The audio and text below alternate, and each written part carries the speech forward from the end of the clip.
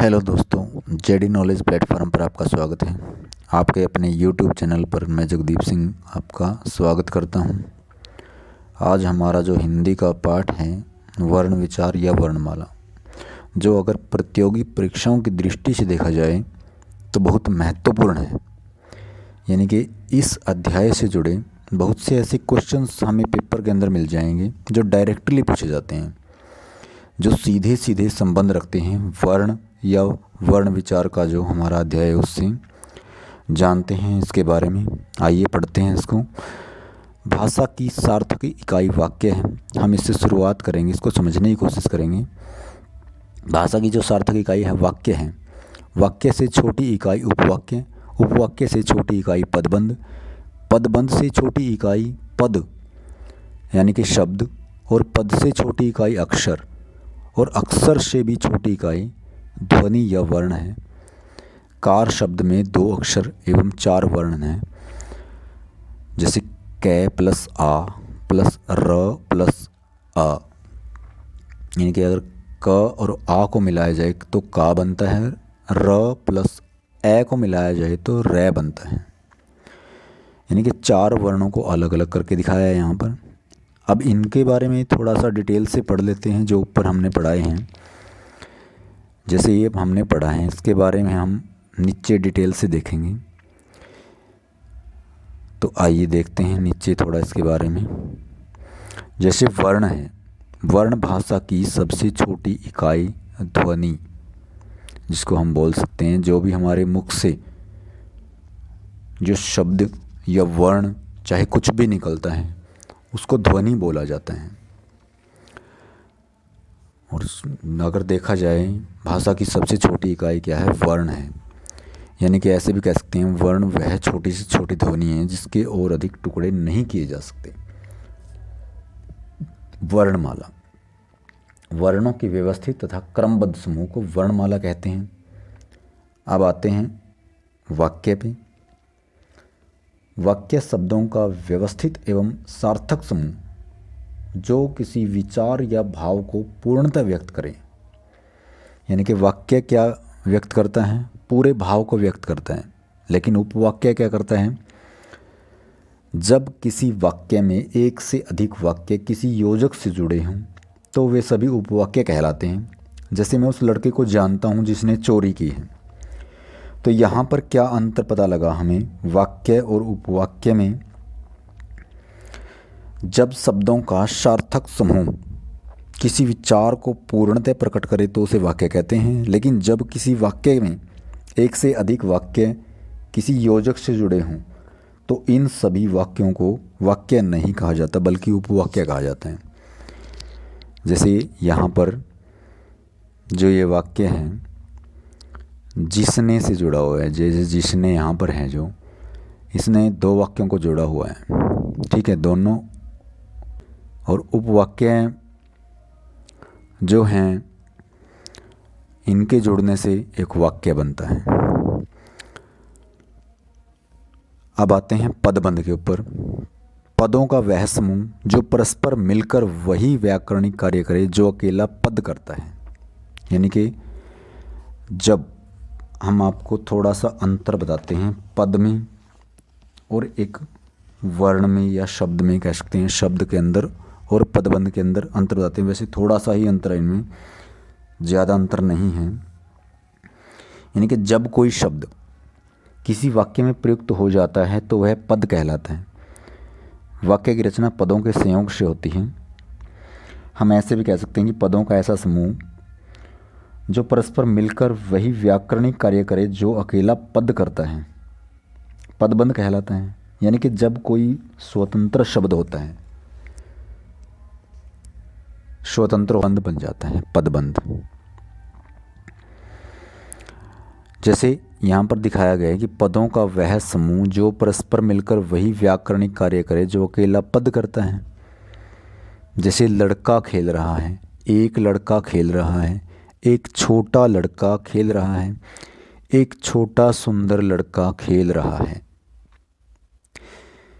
यहाँ पर देखिए आप, जब कोई शब्द वाक्य में प्रयुक्त होता है तो उसे पद कहा जाता है। वाक्य में प्रयुक्त पद कोई न कोई निश्चित प्रक्रिया या अवश्य करता है। जैसे वह कर्ता हो सकता है या कर्म हो सकता है या क्रिया का पूरक हो सकता है। जब एक से अधिक पद मिलकर वही प्रक्रिया करने लगें, जैसे यहाँ पर लड़का भी वही काम कर रहा है, एक लड़का भी वही काम कर रहा है, एक छोटा लड़का भी वही काम कर रहा है और एक छोटा सुंदर लड़का भी वही काम कर रहा है, यानी कि जो ये पूरा का पूरा पद है इस लड़के से संबंधित है, एक लड़के से संबंधित है, फिर एक छोटे लड़के से संबंधित है। तो यही काम इसके अंदर दिखाए गए हैं कि तो उन्हें किस नाम से पुकारा जाए, तो उन्हें पदबंध कहा जाता है। तो पदबंध भी हमारे समझ में आ गया होगा। तो पदबंध भी हमें समझ में आ गया होगा। आइए देखते हैं अब हम इसके नीचे वर्ण के प्रकार पे आते हैं। वर्ण के दो प्रकार हैं यहाँ पर, स्वर और व्यंजन।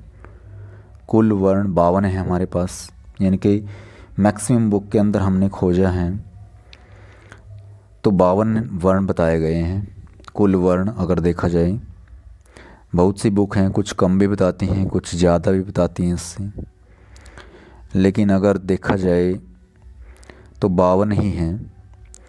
और इनमें से जो स्वर हैं वो 11 हैं और व्यंजन और स्वर इनको अलग अलग बताएंगे आपको इसी कक्षा के अंदर कि कितने स्वर हैं कितने व्यंजन हैं। यहाँ पर जो ए होता है, ऐश जो वर्ण होता है, ए वर्ण सभी व्यंजनों के अंदर मौजूद होता है। जैसे कै है, अगर इसके टुकड़े किए जाएं तो ये हो जाता है कै प्लस ए, यानी कि क प्लस ए। अगर इसको जोड़ा जाए तो बन जाता है कै। ठीक है। अगर यानी कि हम कह सकते हैं यहाँ पर कि जो मात्राएं हैं हमारे पास वो कितनी हैं, मात्राएं कितनी हैं हमारे पास? मात्राएं हमारे पास टोटल कितनी हैं? 10 हैं। 10 मात्राएं हमारे पास,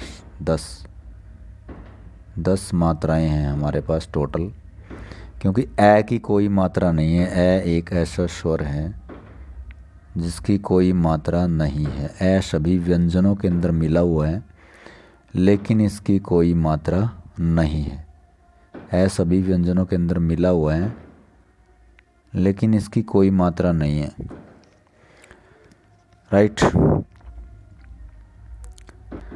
नेक्स्ट पेज पर हम पढ़ेंगे आगे इसके बारे में।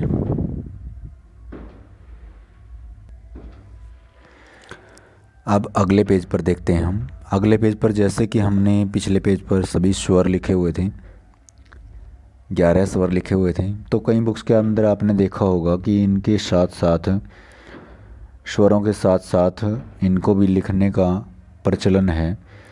जो ये अयोगवा हैं, दोनों को अयोगवा बोलते हैं इनको।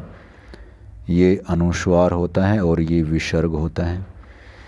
अनुस्वार का जो चिन्ह होता है वो ये होता है, जो हम बिंदु के रूप में भी कह सकते हैं जिसको, और ये विसर्ग होता है जिसको है की तरह बोला जाता है। ठीक है। अगर हम इसका प्रयोग करें तो इसको है की तरह बोला जाता है। जैसे अगर हम यहाँ पर इसको लिखें और इसको बोलें तो अतः बोला जाता है, इसको विसर्ग कहते हैं। हिंदी में सीधे तौर पर ऐसे क्वेश्चन पूछे जाते हैं कि बताइए अनुस्वार कौन सा है या विसर्ग कौन सा है, या ये भी पूछा जा सकता है ऑप्शन के अंदर अयोगवाह, इनमें से बताइए कि अयोगवाह के अंदर कौन सा आता है। तो हम अंग और ऐह को अयोगवाह के अंदर लेंगे। अब आते हैं हमारे पास व्यंजन।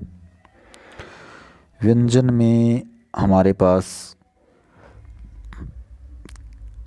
ये देखिए हमने लिखे हुए हैं यहाँ पर व्यंजन सभी। कै वाली लाइन होती है जो, इसको कवर्ग बोलते हैं। च वाली लाइन को चवर्ग बोलते हैं। टे वाली को टवर्ग बोलते हैं। तय वाली को तवर्ग, पै वाली को पवर्ग।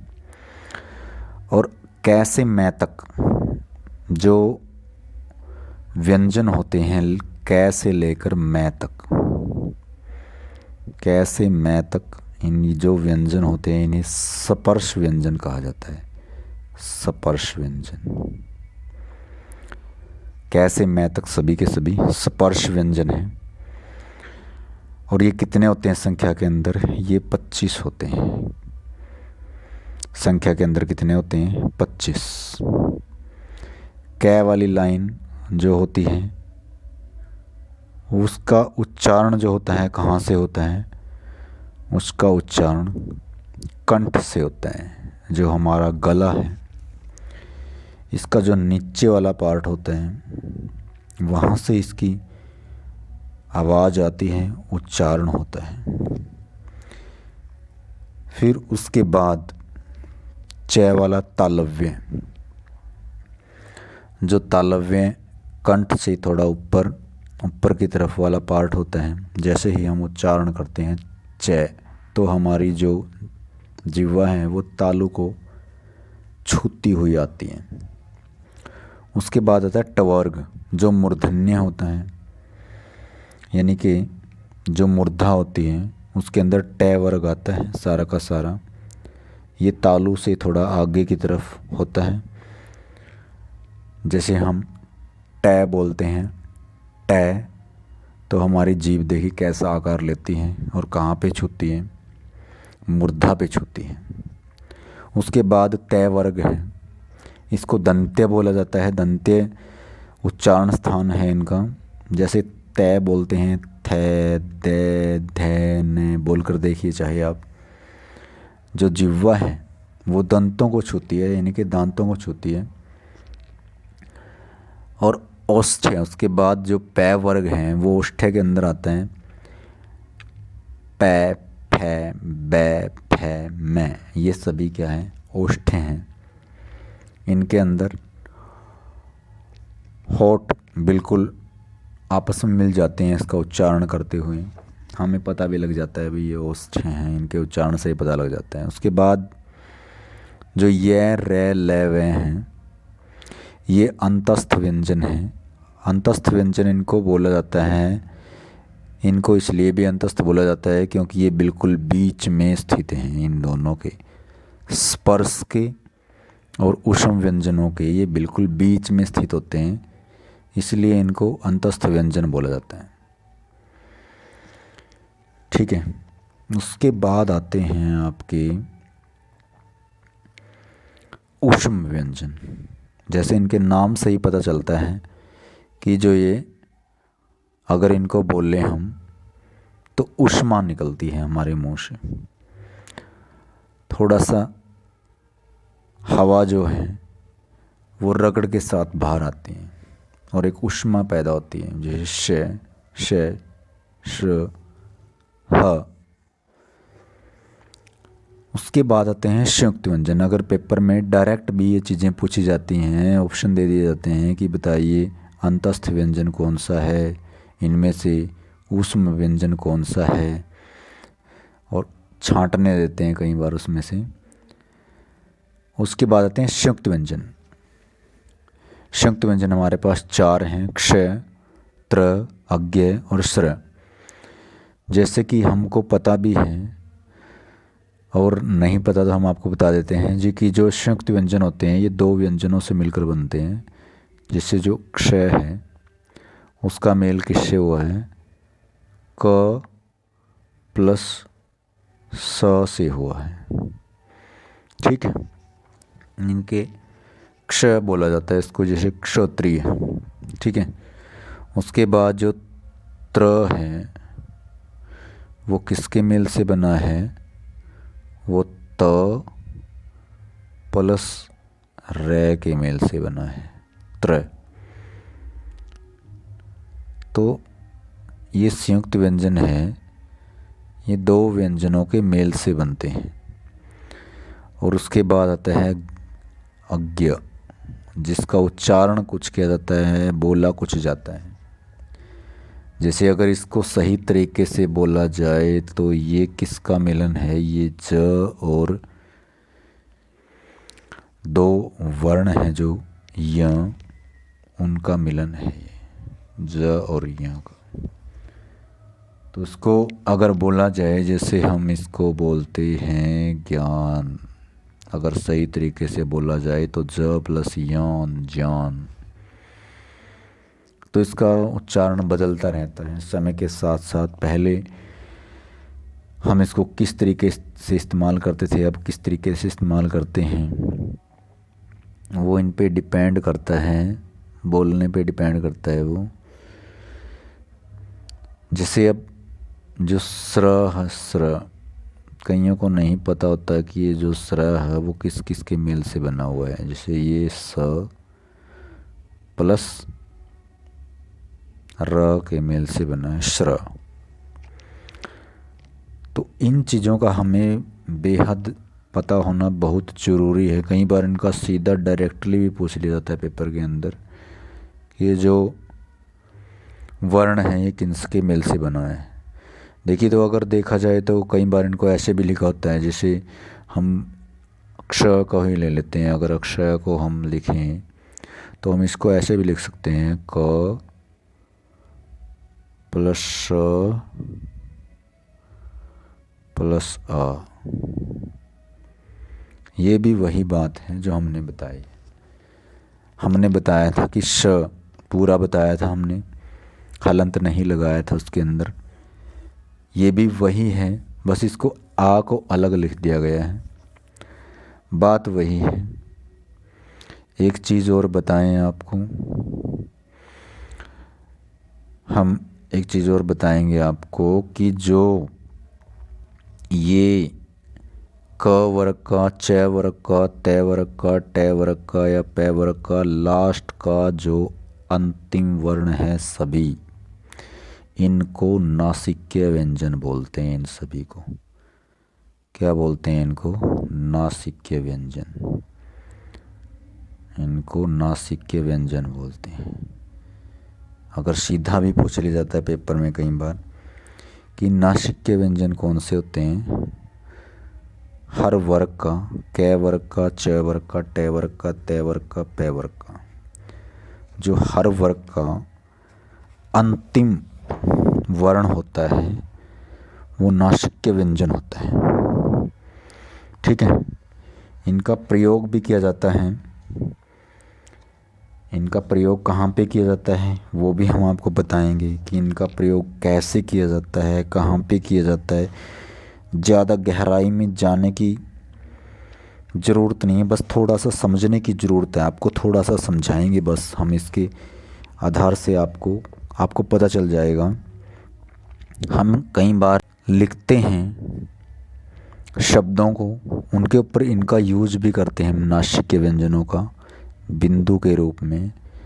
जैसे हमने कोई शब्द लिखा, गंगा शब्द लिखा, जैसे हमने गंगा।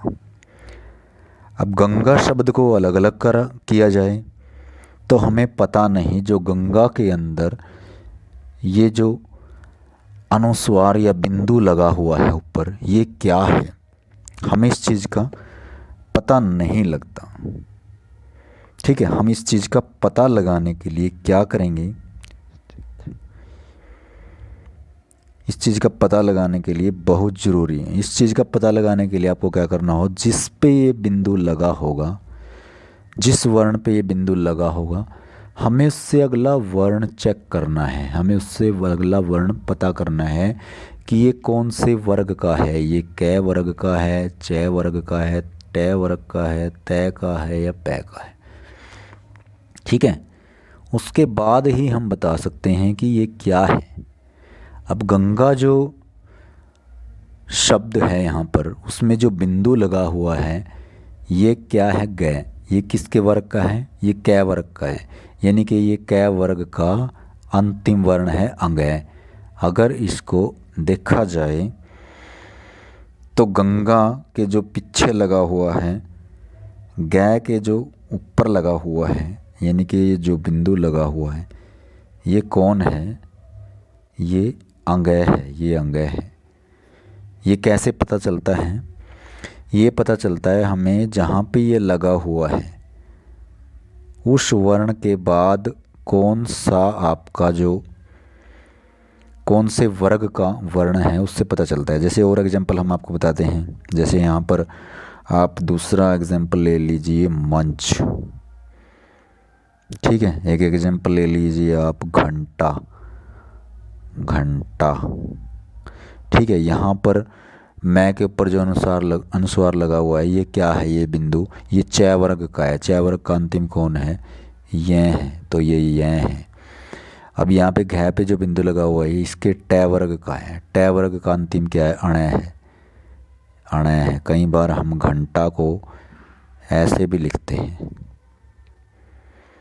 ठीक है, हम ऐसे भी लिखते हैं इसको, देखा होगा आपने कई जगह लिखा हुआ शब्दों को तोड़कर जब हम लिखते हैं। ठीक है, ऐसे ही आपको बताएं, एक दंत शब्द है, दंत। जैसे पता भी लग रहा है, हम बोल भी रहे हैं न इसके अंदर, लेकिन न कैसे पता चला? तय वर्ग का लास्ट वाला वर्ण है ये। हम इसको ऐसे भी लिख सकते हैं, दंत। ठीक है, तो आशा करते हैं आपको समझ में आ रहा होगा। उसके बाद हमारे पास ये टोटल वर्ण हो गए, हम इनको देखते हैं। ये वाले 25 ये वाले हो गए, 4 ये वाले हो गए, 4 ये वाले हो गए, 4 ये वाले हो गए, 25 ये, 25 और 4 29, और 4 29, 25 और 4 29, और 4 ये वाले 33। हम टोटल जो व्यंजन हैं, जो टोटल व्यंजन है, हम कितने लगा के चलते हैं? व्यंजन कितने लगाते हैं हम? 33। हम सोचते हैं 33 व्यंजन है। और ज़्यादातर देखा जाए, ज़्यादातर बुक्स के अंदर अगर देखा जाए तो व्यंजन कितने बताती हैं? सभी बुक्स 33 ही बताती हैं। लेकिन कई बार बुक्स के अंदर देखा जाता है कि कई बुक्स हैं जो 35 व्यंजन भी बताती हैं, 35 व्यंजन ही बताती हैं कई बुक्स। तो 2 व्यंजन में से कौन से हैं? ये जो 2 व्यंजन कई बुक्स बताती हैं, अड़ और ढ, इनको उत्क्षिप्त व्यंजन बोलते हैं। उत्क्षिप्त का अर्थ है फेंका हुआ। अगर जब हम इनको बोलते हैं तो जीभ का एक झटका सा लगता है, जैसे हम कोई चीज़ फेंकते हैं, ऐसे झटक कर देती है जीभ इनको। तो इनको अन्य व्यंजन भी बोला जाता है कई बार, इनको दोनों को। इनकी एक खास बात होती है इन दोनों की, कि ये दोनों हैं जो कभी भी किसी भी शब्द के शुरू में नहीं आते, कभी भी ये किसी शब्द की शुरुआत नहीं करते, ये दोनों।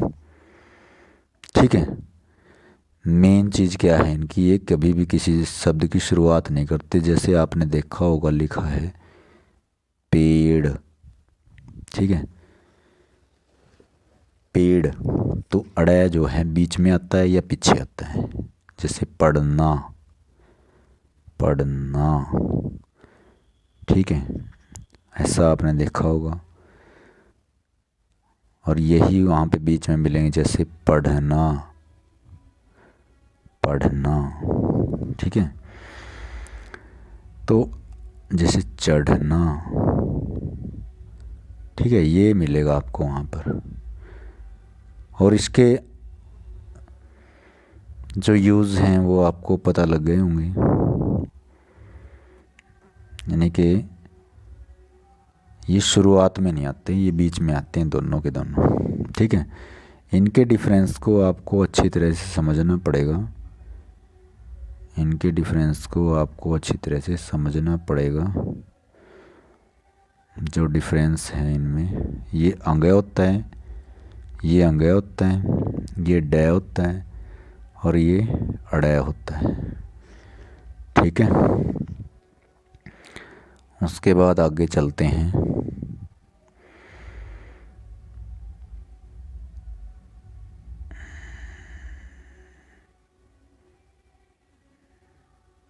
उसके बाद हम स्वर पे आते हैं,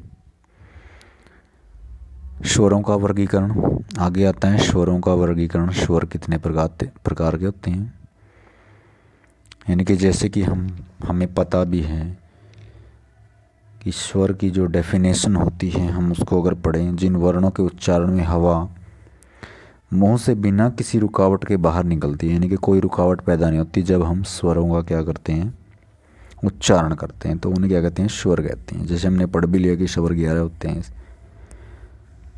तो कौन कौन से स्वर होते हैं हमारे पास मात्रा या उच्चारण काल के आधार पर? ह्रस्व स्वर, दीर्घ स्वर और प्लुत स्वर। ह्रस्व स्वर वे होते हैं जिनमें एक मात्रा का समय लगता है, केवल एक मात्रा का समय लगे या बहुत कम समय लगे बोलने के अंदर। दीर्घ स्वर जिनके उच्चारण में ह्रस्व स्वर से दोगुना या 2 मात्रा का समय लगे। इसके अंदर ए ई उ री होते हैं ह्रस्व स्वर के अंदर।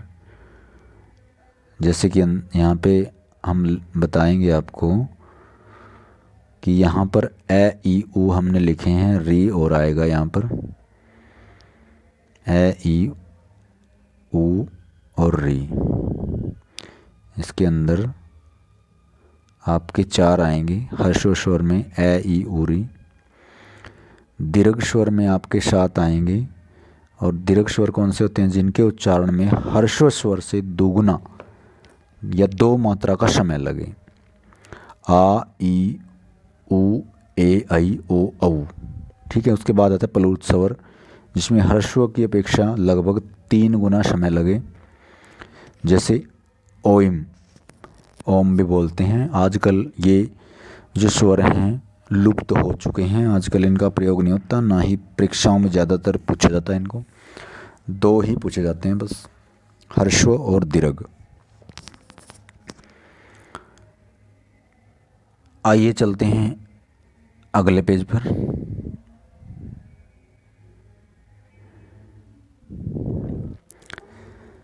आइए, इसका दूसरा जो भेद है वो है जीभ के प्रयोग के आधार पर, यानी कि जीभ के प्रयोग के आधार पर मुख द्वार या मुख विवर के खुलने के आधार पर। मुख द्वार या मुख विवर के खुलने के आधार पर अगर इनको देखा जाए तो ये 4 प्रकार से बांटे गए हैं। एक संवृत स्वर होते हैं जिनमें ई उ ऊ। अर्ध संवृत स्वर जिसमें ए ओ। विवृत स्वर जिसमें आ। अर्ध विवृत जिसमें ए ऐ औ ये आते हैं। इनके अंदर कभी कभी पूछ लिया जाता है एग्ज़ाम के अंदर कि अर्ध स्वर या अर्ध विवृत कौन कौन से ऑप्शन में दे दिए जाते हैं, उनमें से हमें छांटने होते हैं। तो इनको ध्यान में रखना बहुत ज़रूरी है इनके आधार पे।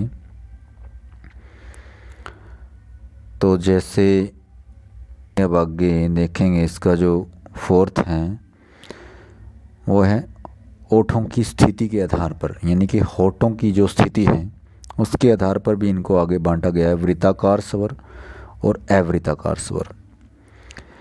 अवृत्ताकार स्वर में और वृत्ताकार स्वर में, अवृत्ताकार स्वर में ए आ छोटी ई भी बोल सकते हैं पहचान के लिए, बड़ी ई बोल सकते हैं ए ऐ। उसके बाद उ ऊ ओ औ। यहाँ पर 4 आते हैं, यहाँ पर ये 6 आते हैं अवृत्ताकार के अंदर। इनकी पहचान करनी पड़ेगी आपको, बता सकते हैं कि ये वृत्ताकार हैं, ये अवृत्ताकार हैं। उसके बाद आता है नंबर 5 पे हवा के नाक व मुंह से निकलने के आधार पर। जैसे कि हवा मुंह से या नाक से बाहर निकलती है तो उसके आधार पर इनको बांटा गया है। अनुनासिक स्वर पहला है इनमें, अनुनासिक, जब हवा मुंह के साथ साथ नाक से भी निकलती है तो वो कौन से स्वर होते हैं? अनुनासिक होते हैं वो। जैसे आ। इनमें आप क्या देखते हैं कि जो हवा है वो नाक और मुंह दोनों से बाहर निकल रही है जब हम इनका क्या कर रहे हैं? उच्चारण कर रहे हैं। आँख। अब देखो बोलने में जैसे हम बोलेंगे तो पता लग जाएगा हमको। उसके बाद आता है नंबर 2 पे निरुनासिक स्वर। निरुनासिक में क्या होता है? इसमें आते हैं ए ई आदि जिनके उच्चारण में ध्वनि व हवा केवल मुंह से निकलती है। केवल ध्वनि कहाँ से निकलती है? केवल मुंह से निकलती है इसमें ध्वनि, और जिनके उच्चारण में हम इनके उच्चारण के आधार पर देखें तो उच्चारण में केवल हवा जो है कहाँ से निकले, केवल मुंह से निकले, तो वो कौन से होते हैं, वो निरुनासिक होते हैं, वो निरुनासिक कहलाते हैं। राइट। उसके बाद आता है नंबर 6 पे घोषत्व के आधार पर। इसके बाद आता है घोषत्व के आधार पर स्वर, सभी स्वर सघोष ध्वनियाँ हैं। जो सभी स्वर हैं वो किस में आते हैं, सघोष के अंदर आते हैं। इसके अंदर 2 पार्ट बांटे हैं, अघोष और सघोष। तो सभी स्वर ध्वनियाँ क्या हैं, घोषत्व के आधार पर सघोष हैं। व्यंजनों का वर्गीकरण, स्पर्श व्यंजन कैसे मैं तक जो बांटे गए हैं उनमें देखिए अल्पप्राण कौन कौन से हैं, हर वर्ग का पहला, तीसरा व पांचवा। जैसे वर्ग कौन सा है इसमें, वर्ग क्या कह रहा है ये, क, ख, ग, घ, अंग। हर वर्ग का पहला, तीसरा व पांचवा। जैसे पहला, ये तीसरा और ये पांचवा, ये किस में आते हैं, ये अलप प्राण के अंदर आते हैं। और सभी अंतस्थ व्यंजन हैं जो य, र, ल, व, ये भी किस में आते हैं, अलप प्राण के अंदर आते हैं।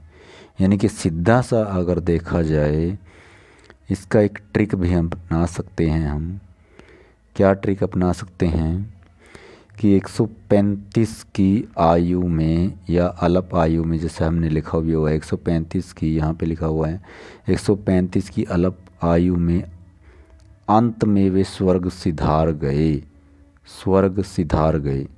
135 से मतलब यहाँ पे क्या है, पहला, तीसरा और पांचवा जो वर्ण है, चाहे वो कै वर्ग का हो, चाहे वो च का हो, चाहे तय वर्ग का हो, चाहे पै वर्ग का हो, पहला, तीसरा और जो पांचवा वर्ण है उनमें से वो कौन से हैं, अलप प्राण हैं। ठीक है।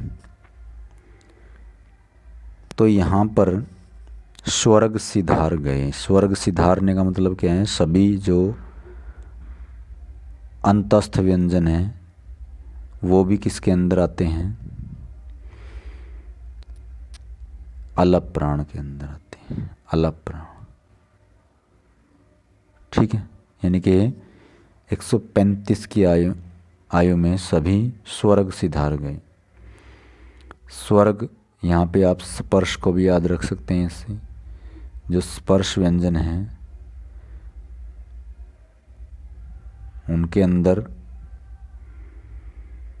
जो आपके 25 स्पर्श व्यंजन हैं जिनमें आपने दिखाया है, हमने बताया है, जैसे कै से मैं तक टोटल स्पर्श व्यंजन आते हैं। देखो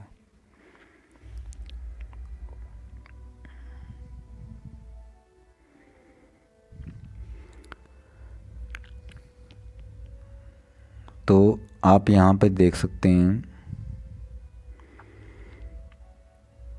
कि जो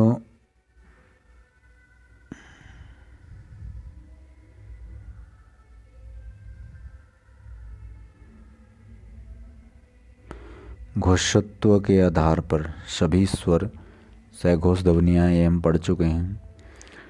जैसे कि हमने आपको बताया है कि एक ट्रिक यहाँ पर इस्तेमाल कर सकते हैं आप इसको बताने के लिए। जैसे 135 की अलप आयु में अंत में वे स्वर्ग सिधार गए, स्वर्ग सिधार गए अंत में। अंत का मतलब यहाँ पे अंतस्थ है। 135 का मतलब यहाँ पे जो कै वर्ग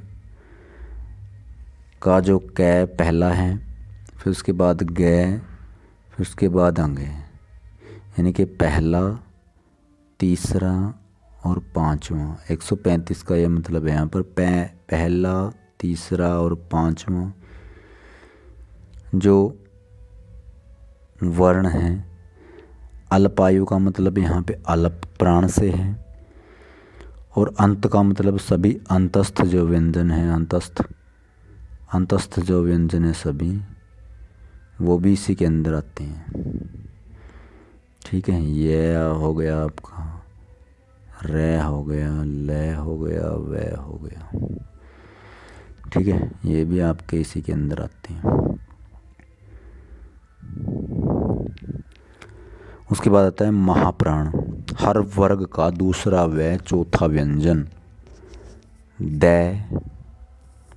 नहीं है ये,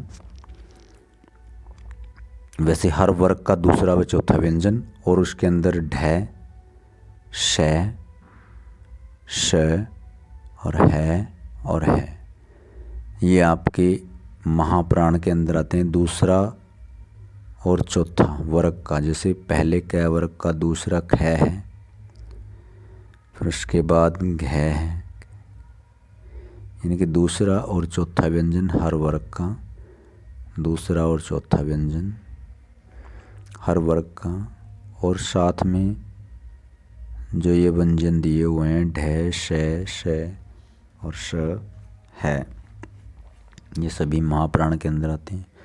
उसके बाद आता है अघोष। हर वर्ग का पहला व दूसरा व्यंजन, जैसे हर वर्ग का, जैसे क वर्ग का पहला और दूसरा व्यंजन है जो क और ख है।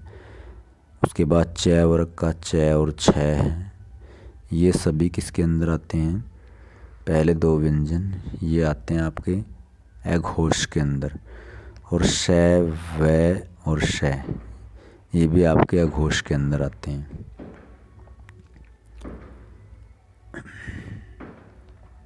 उसके बाद आता है आपका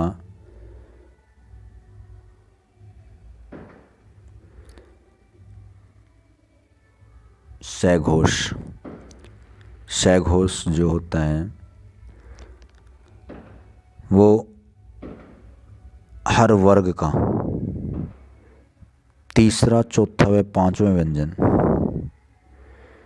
यानी कि हर वर्ग का कौन सा तीसरा, चौथा व पांचवा व्यंजन उसके साथ, यानी कि जो तीसरा कौन सा होता है, जैसे क वर्ग का ग, घ, ग, च वर्ग का ज, झ, ञ, यानी कि तीसरा, चौथा और पांचवा व्यंजन जो हैं वो सघोष के अंदर आते हैं। और साथ में य, र, ल, व है, ये भी सारे के सारे किस में आते हैं, सघोष के अंदर आते हैं।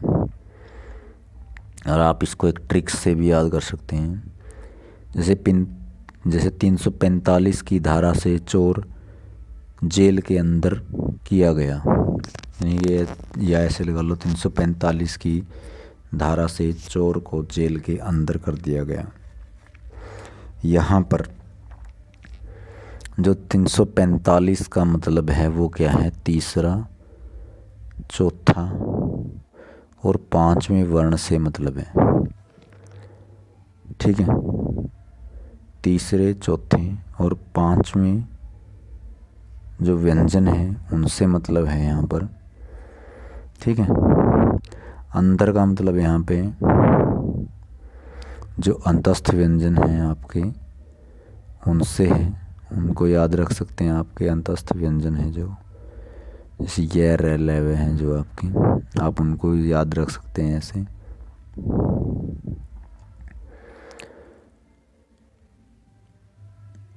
तो ये आज के लिए इतना ही।